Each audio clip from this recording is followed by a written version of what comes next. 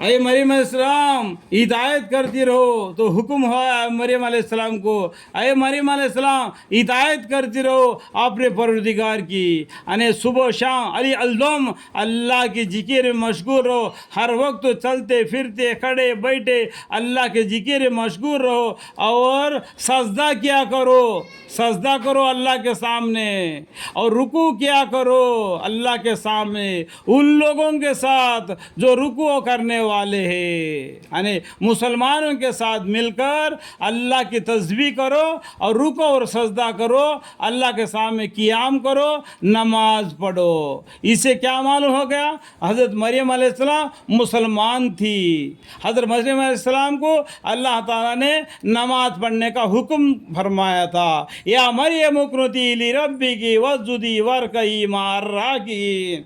ऐ मरियम अलैहिस्सलाम हिदायत करती रहो अपने परवरदिगार की, और सजदा किया करो और रुकू किया करो उन लोगों के साथ जो रुकू और सजदा करने वाले हैं। रुकू और सजदा करने वाले कौन है भाई? मुसलमान हैं। तो मुसलमानों से मिलकर तुम नमाज पढ़ा करो।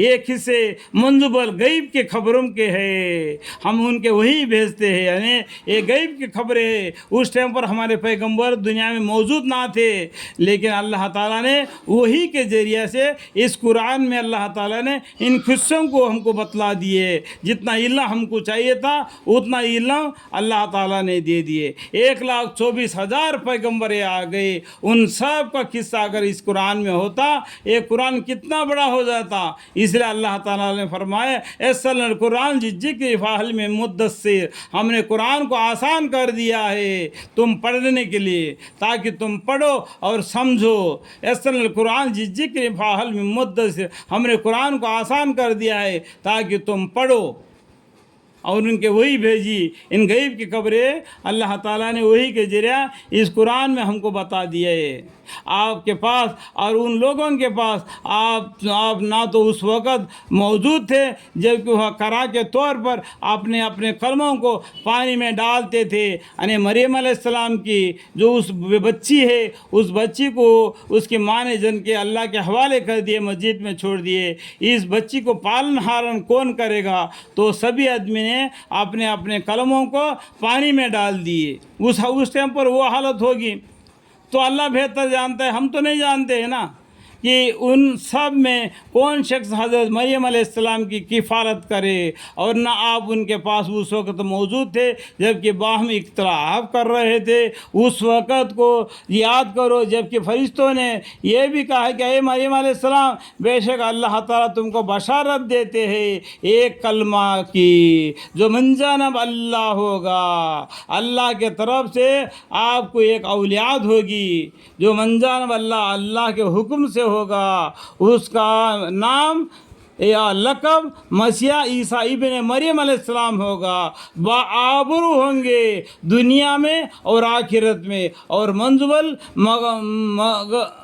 मुक़र्रबीन के होंगे, मुक़र्रबीन के होंगे, मंजुबल मुक़र्रबीन के होंगे। ये गैब की खबरें हैं। उस टाइम पर आप हमारे मोहम्मद मुस्तफ़ा सल्लल्लाहु अलैहि वसल्लम दुनिया में तो नहीं थे, लेकिन वो अखबार है वही के ज़रिए कुरान में हमको बतला रहे हैं ताकि अगले ज़माने के किस्से हमको मालूम हो जाए, तो हमारा ज़िंदगी दीन इस्लाम के साथ गुजारने में हमको मज़ा लगे।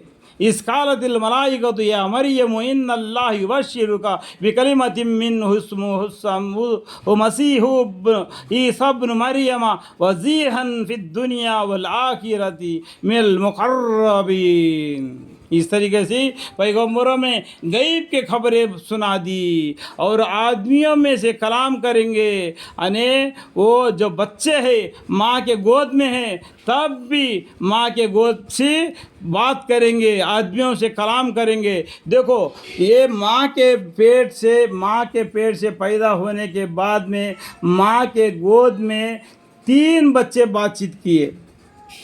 यहाँ पर एक बच्चे के बारे में बतला रहे हैं, क्या है? ईसा इब्न मरियम अलैहिस्सलाम ने अपने माँ के गोद में वो लोगों को जवाब दे दिया, मैं एक पाक साहब हूँ, अल्लाह के तरफ से मेरे को जन्म होगा, मैंने पैदा हुआ अल्लाह के हुक्म से, اور میں آگے بڑھ کر پیغمبروں میں سے ہونے والا ہوں اور مجھ پر انجیل کتاب نازل ہو جائے گی اور اس ٹائم پر تم تورات کو چھوڑ دو گے اور انجیل پر عمل کرنا. اس طریقے سے ماں کے گود میں عیسیٰ علیہ السلام نے بات چیت کی. اور بھی 2 بچے نے اور ماں کے گود میں بات چیت کیے، وہ حدیث میں ملتا ہے. تو 3 بچے ماں کے گود میں ماں کے گود میں لوگوں سے باتیں کی. یہ مت سمجھو کہ عیسیٰ علیہ السلام نے ماں کے گود میں جو بچے تھے بالکل پیدا ہونے کے ساتھ ہی بات چیت کیے تھے، یہ مت خیال کرو. اور بھی 2 بچے ہیں جنہوں نے ماں کے گود میں سے اللہ کو یاد کیا، یعنی لوگوں سے بات کیے تھے. یہاں پر وہ بات بتلایا، اس لیے اشارہ کر دیا، لیکن وہ حدیثوں میں جائے گا تو میرا بیان لمبا ہو جائے گا، اس لیے میں اتنا بتا کر چھوڑ دوں گا. وہ آپ حدیث میں دیکھ لو کون بچے کی بات کیے تھے. تھوڑا آپ کو بھی کھم لگانا چاہیے نا، آپ بھی اس کو دیکھو، کتابوں کو آپ بھی پڑھو، فضائل اعمال کو آپ بھی پڑھو، منتخب حدیث کو آپ بھی پڑھو، خصوص صلی اللہ انبیاء کو اور بھی دیگر کتابوں کو جو پڑھو گے تو آپ کو معلوم پڑ جائے گا. بس سیل پڑھ کر کے سیل میں ڈوب کر دنیا کے طرف مائل ہو جائے گے. دنیا تو فانی ہے، ختم ہوئے گا. کل من علیہا فانی ویبقی وجہ ربک ذو الجلال والاکرام. ایک تو تم مر جاؤ گے، یہ دنیا ختم ہو جائے گا. بہرحال کسی بھی حالت میں یہ دنیا تم سے چھوٹ جائے گی. یہ دنیا کے پیچھے مت پڑو، یہ دین کے پیچھے پڑو. یہ دین تمہارے کام آئے گا. ذخیرہ کے طور پر آگے ثواب بھیج دو، وہ ثواب کل قیامت کے دن تمہارے کام آئے گا. اللہ تعالیٰ سب کو سمجھنے کی توفیق عطا فرمائے. آمین.